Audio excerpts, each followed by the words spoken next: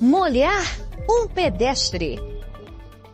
Apesar de parecer óbvio e não haver fiscalização suficiente, essa regra, se realmente fosse levada a sério, iria fazer o bolso de qualquer motorista imprudente doer bastante.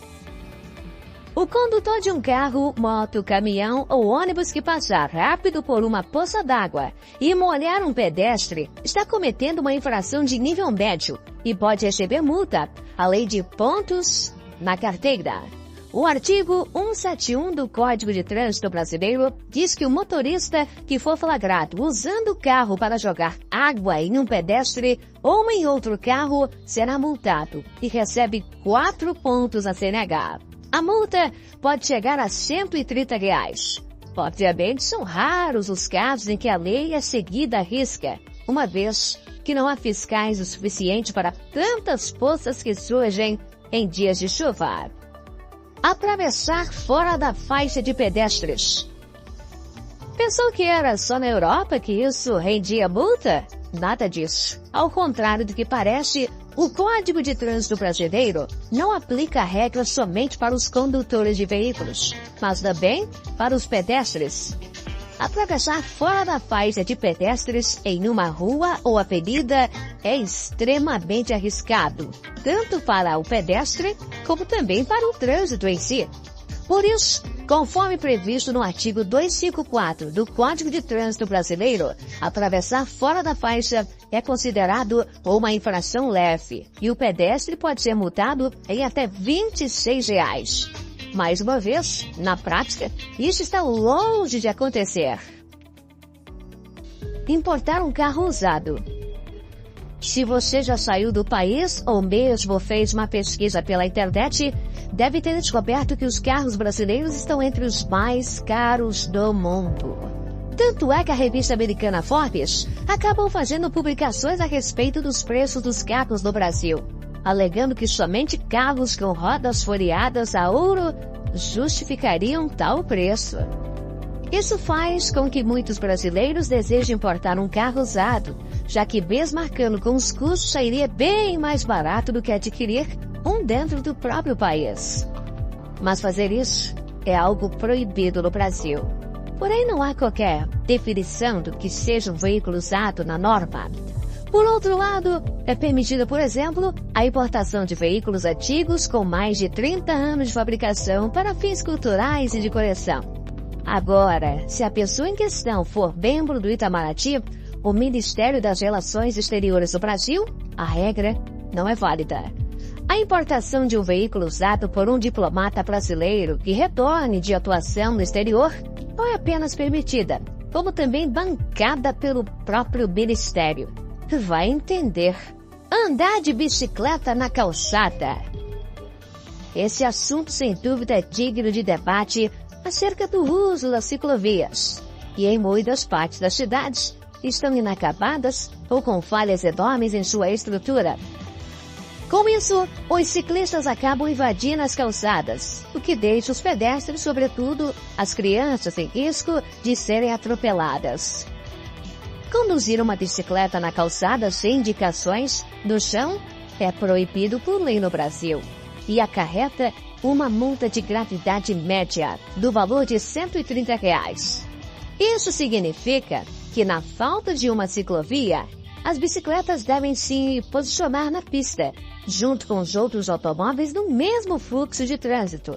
Abastecer seu próprio carro sem a ajuda de um frentista. Isso, definitivamente, é algo que confunde muitos turistas, sobretudo dos Estados Unidos e da Europa, que vêm visitar o Brasil. Lá fora, os postos de combustíveis com bombas de autosserviço são muito comuns. Você para, abastece, paga na própria bomba ou na loja de conveniência e vai embora. Simples, não? Não no Brasil. As bombas self-service são proibidas em território nacional desde o ano de 2000. O objetivo da medida foi evitar a perda de empregos dos frentistas, preservando cerca de 500 mil vagas por toda a extensão do país, encarecendo o preço do combustível. Cigarro eletrônico.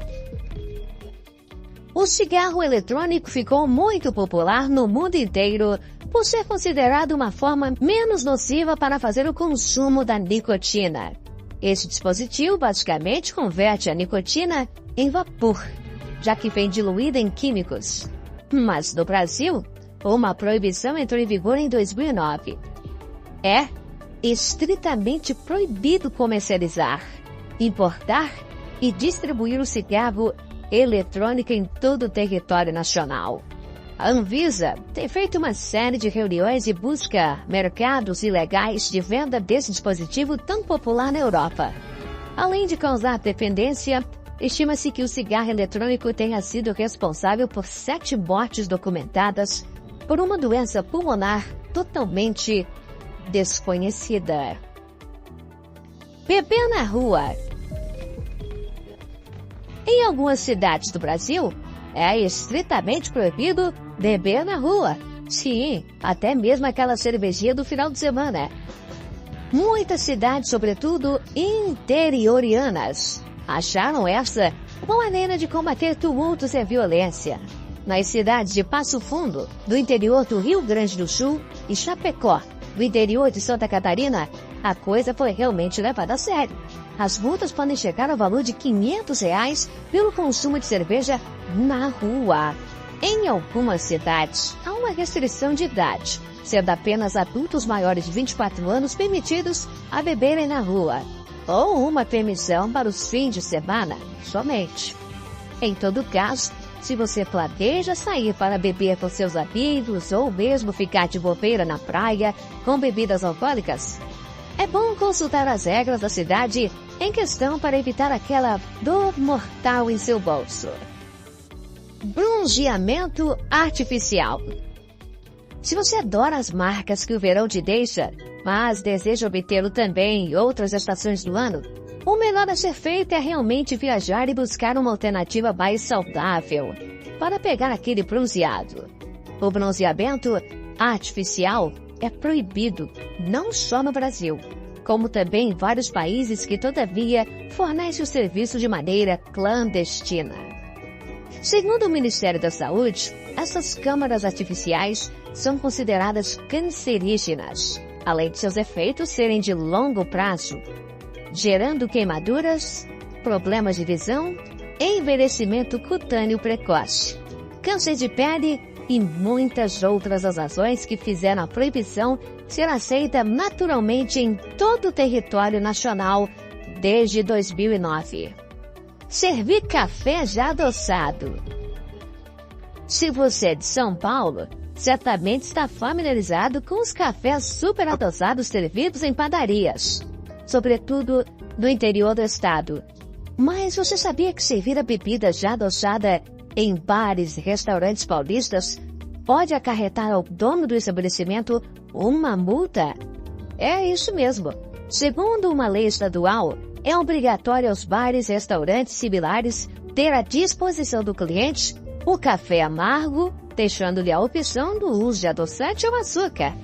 A medida foi tomada por conta do aumento do número de pessoas que sofrem com diabetes e doenças relacionadas ao consumo excessivo de açúcar. Afinal, você pode ter escolha se quer adoçar seu próprio café ou não, seja com açúcar ou adoçante, como também a quantidade desejada. Qual dessas leis mais chamou a sua atenção? Conte nos comentários. Até a próxima!